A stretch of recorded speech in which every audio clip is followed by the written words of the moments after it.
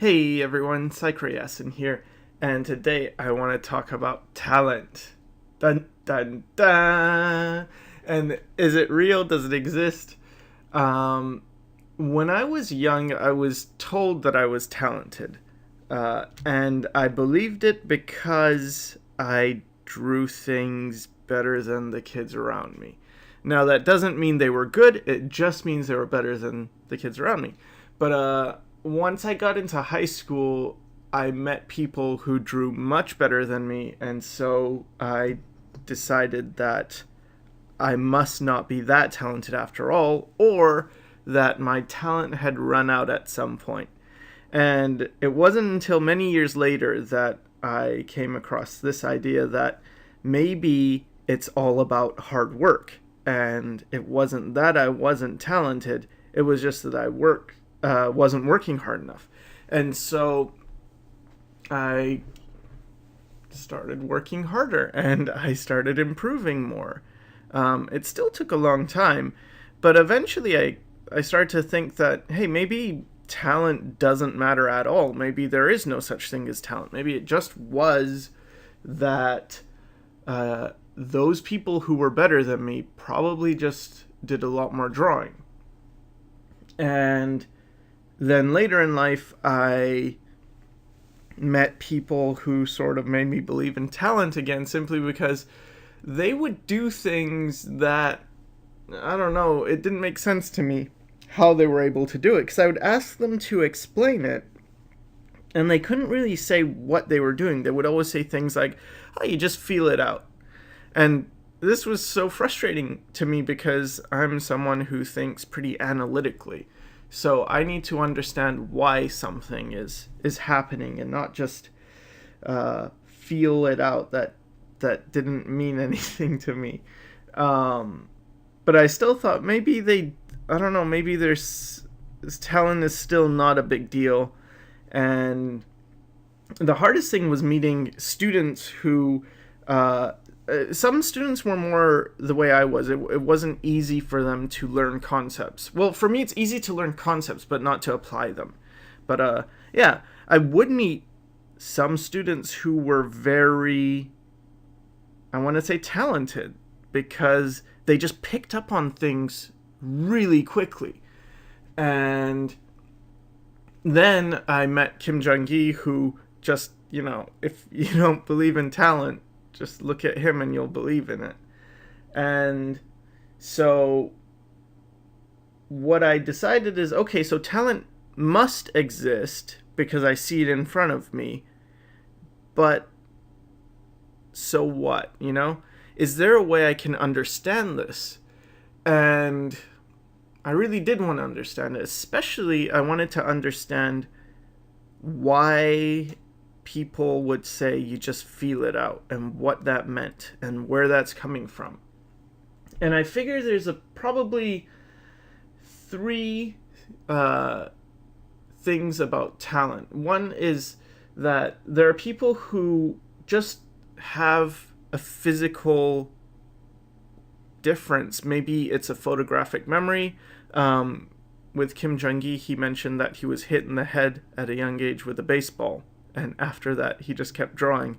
And it's something I kind of believe because I heard a story of some guy who got hit by lightning and then he started playing piano all the time and got really good at it, but he was a doctor before, something like that. Anyway, so there's that.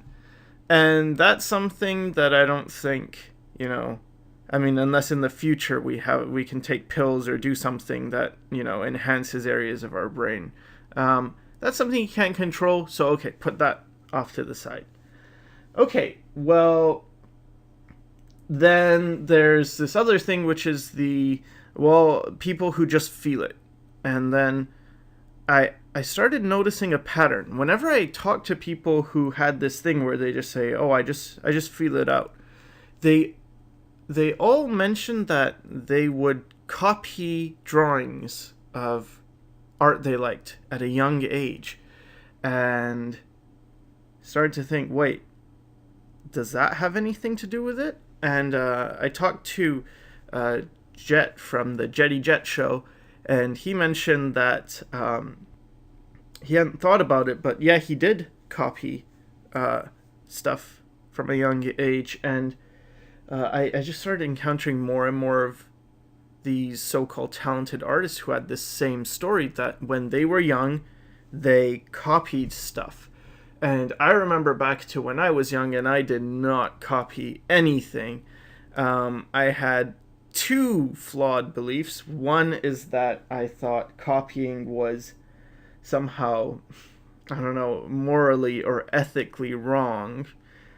Um, I don't know. I thought, no, that's. I don't know if it was cheating, but it just felt wrong somehow. And the other thing is that I thought, well, I'm not good at copying anyway. And both of those were wrong. Um, there's nothing ethically or morally wrong about copying. In fact, there's nothing even wrong about tracing. And this is another hot topic. But I think the problem with tracing is when you trace stuff that you couldn't draw for the purpose of something to show others as if you did. You know? Like, hey, here's my work. Oh, that's a cool face. How'd you do that? And you actually traced it off a photo. It's like, well, that's not what I think is helpful when you trace. And I don't trace, but I did it once just to try. A few months ago, I did it.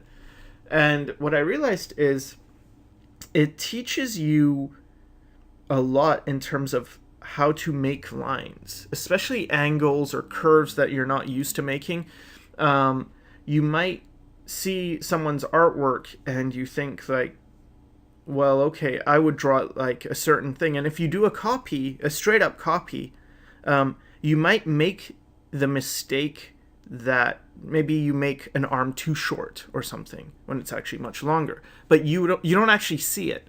Whereas when you trace it, while you're tracing it, if you're thinking like, well, how would I draw this, and then you imagine yourself drawing it while you're tracing it, then you hit things where it's like, oh wow, I would have stopped the arm a long time ago. Okay, so he makes the arms longer, or I would have made this angle more severe, but it's actually a very gentle angle. Things like that, little things that I think you can learn from just a little bit of tracing. I don't even think you need to do too much. You just need to do, a few pages and probably figure out, okay, so these are my tendencies. I tend to do this like this.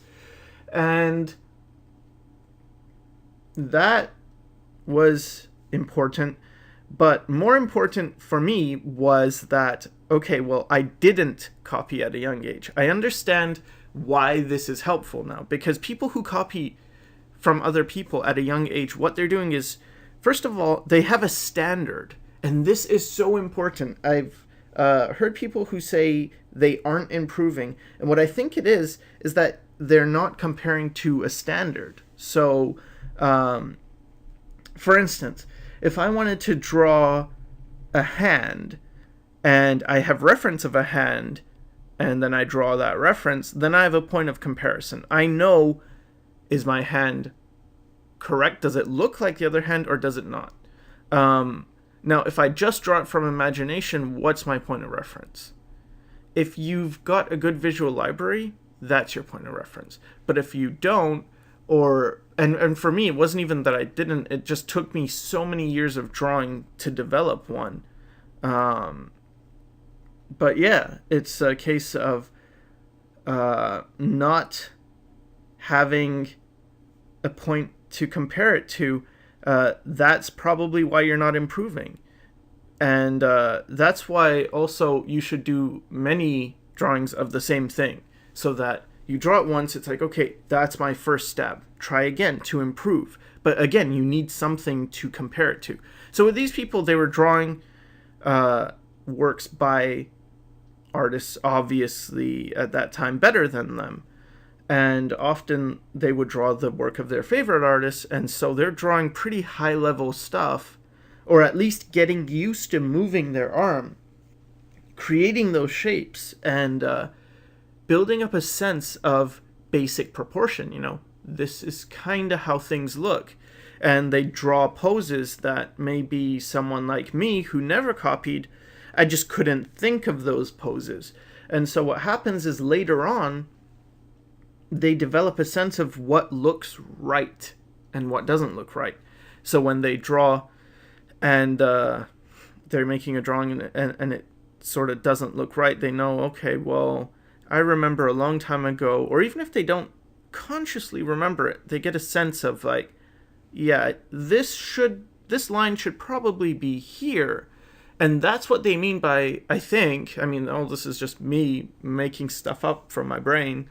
And so they get a sense of, I just feel it, I don't need to know, or I don't need to analyze it, because I just feel where this goes. And then if someone asks them, maybe they would say, well, it's just intuition. And then someone from the outside might look at that and say, well, they just feel things out and they have intuition. I guess they have talent, right?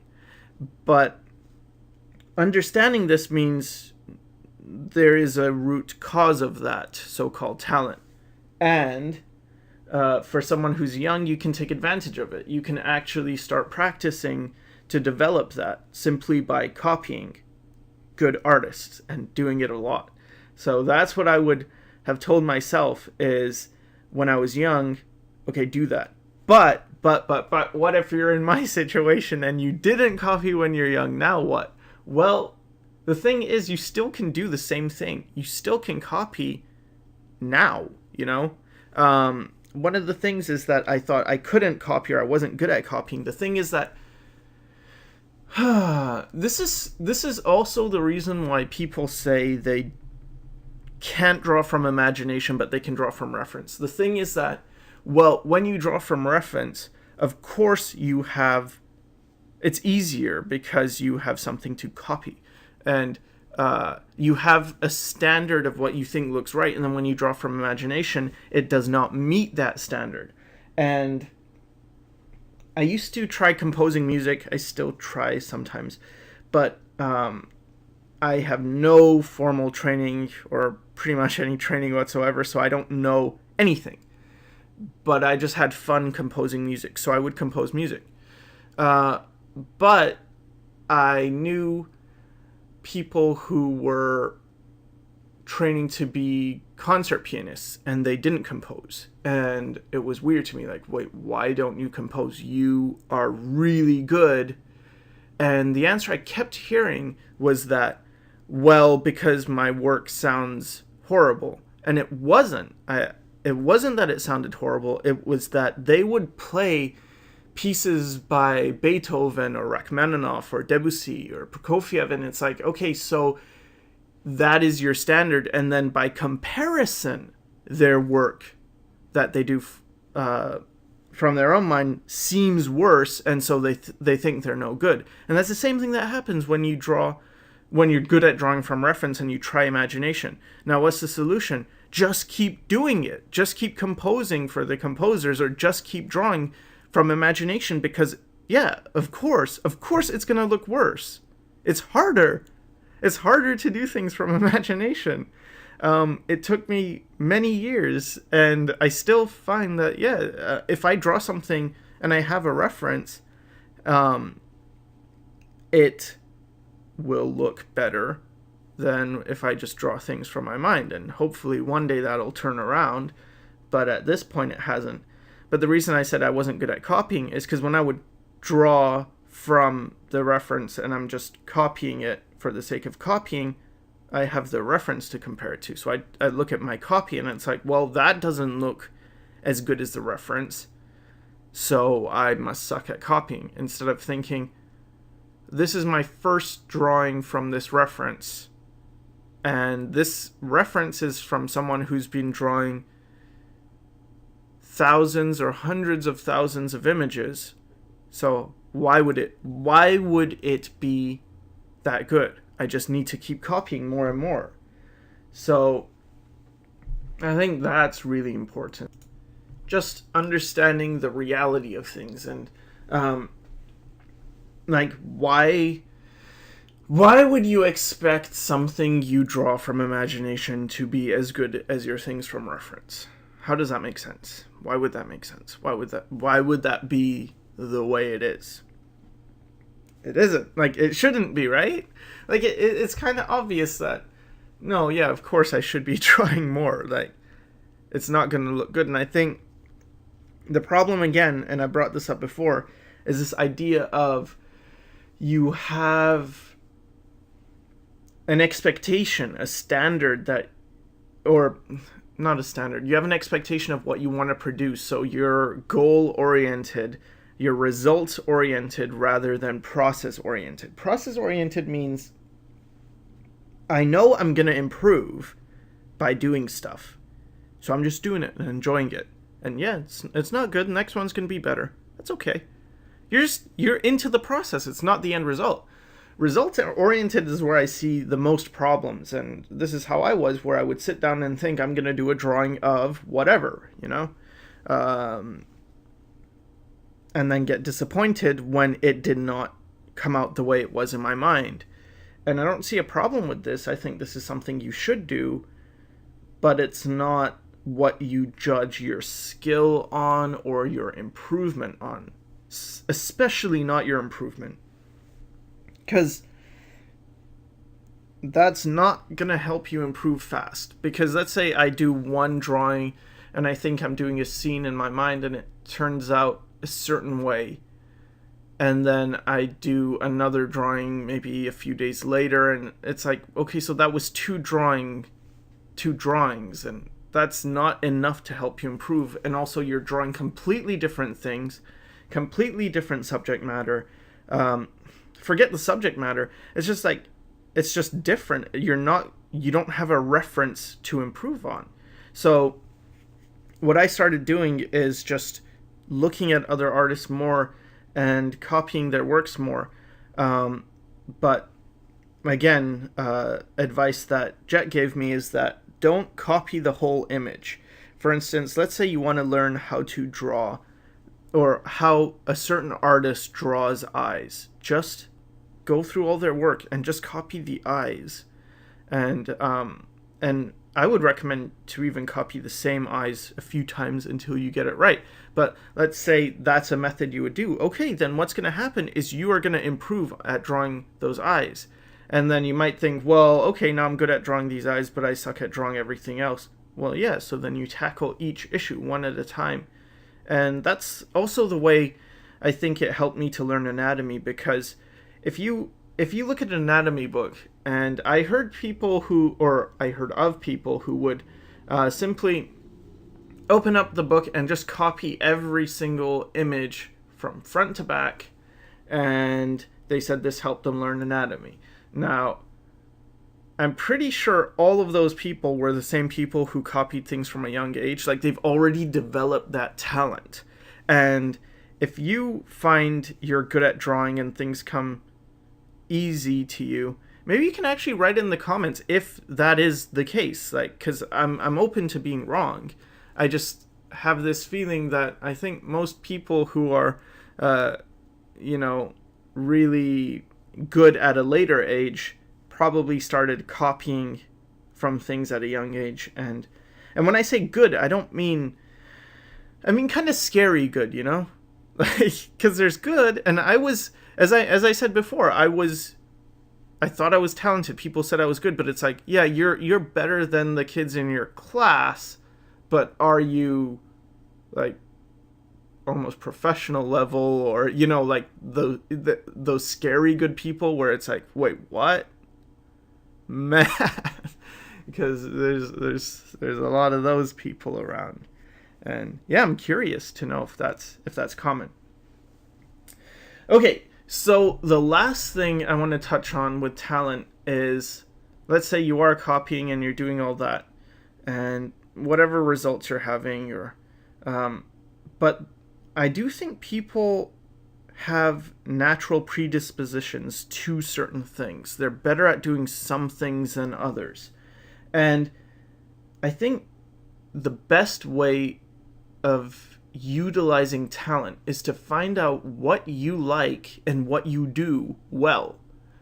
and using that.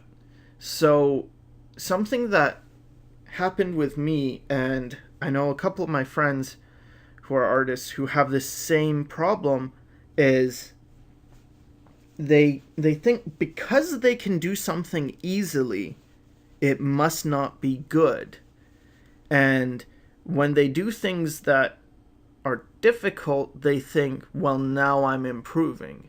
And I had this a lot where I would spend hours and hours and hours and hours on something that was painful and hard for me because I wasn't good at it and I didn't like doing it, but I worked a lot. And I would show people the end result, and it's like, yeah, it's okay. Whereas I really wanted them to say, wow, you improved so much. I noticed all these things that you did that, because I felt I was improving. It's like, oh, wow, I'm getting better at, I don't know, rendering. Or I didn't know how to do this, and now I can do that. And instead, it was just like, meh. And then I would do like the simplest drawing that takes me no effort, and it's like an expression, a caricature or something. And people would be impressed by it. They'd be like, wow, that's cool. And I'd think, yeah, but that was easy. That's not good though. That's, as if easy meant not good and hard meant good. It doesn't. And what's so important is to realize that when you look at people who are extremely successful, they just do what they like to do. They're using well, this comes easy to me as an advantage. So it's important to figure out who you are. And this takes time. It took me many years to learn who I was, but it probably would have taken me less time had I been focusing on that from the start. So what are my talents? My talents are I am good at analysis. I can break down complex ideas into manageable chunks. Okay? I'm pretty good with eyes. I'm pretty good with faces. I like faces. I like characters. I like expression, emotion. And I like style. Okay? So then it's up to me to use that. It's like, okay, so those are your strengths. That's your army. Someone who might be the type who learned by copying. It's like, well, okay, I have a natural sense of what looks right. And so they have their advantage, and then it's about using that. If you're a person who maybe you've got a good sense for design, then it's like, okay, well, maybe you should incorporate that more. Maybe you should do more design work. If you are someone who is, you just find things like perspective really simple. It's like, okay, that's awesome. Maybe you could do something with that, like architecture. Concept art is very perspective heavy. Actually, everything is perspective heavy. Comics are perspective heavy. So anything with that. So I think that's where it really shines, is that when you stop, there's the expression, no pain, no gain. I don't think this is true. Honestly, I don't think so, because I would look at people doing stuff and they would do a ton of drawings. So yeah, it seems like it's hard, right? They're doing hundreds of drawings and it's like, wow, that is hard work that you're doing. And no pain, no gain, right? Well, the thing is that if they were drawing something they were interested in, that's not work. It is work, but it's not hard work. It's not painful. Because when I would draw things I'm interested in, it just was kind of fun. It's like, oh, okay. But I know from experience, when I would do things I don't want to do or I don't like doing, then it really does feel like work. It's like, oh, I have to practice drawing buildings. I hate drawing buildings. And when I did it, it felt like a chore. But it shouldn't. When you know what you want, it becomes fun. Or at least interesting, at least that much. So it's not that hard. When I was doing value studies, I was doing still lifes and things, and I did a lot of drawing. I did like easily over 12 hours a day, and it wasn't hard. It was just, oh, okay. I know I had a purpose. So I don't agree with the no pain no gain mentality. I think instead it is, you have to do a lot of work, and you're gonna do the best work if you're interested in it, and if it's something you like. That comes through no matter. People can tell, and I've had enough cases where I show them work, and I'm not saying like, hey, this piece I enjoyed and it was easy for me, and that piece is hard. But they always pick the piece that was easier for me as that's the good one. That's the one I gravitate towards. So, yeah. So if you are young, copy a lot and have a standard. If you want to improve, have a standard. Do something from something. Don't just say, oh, I'm gonna draw a picture, and I'm going to do a girl sitting at a desk, blah, blah, blah. You have the story in your mind. No, have some, because there's two things. There's practicing and there's performing. They're completely different things. Performing is when, you have your story, you want to execute, here's my picture. That should be easy. It's the practicing that is hard. It's the practicing that's like, oh, I'm thinking, I'm using my energy to figure stuff out. But the performance should be easy. It shouldn't.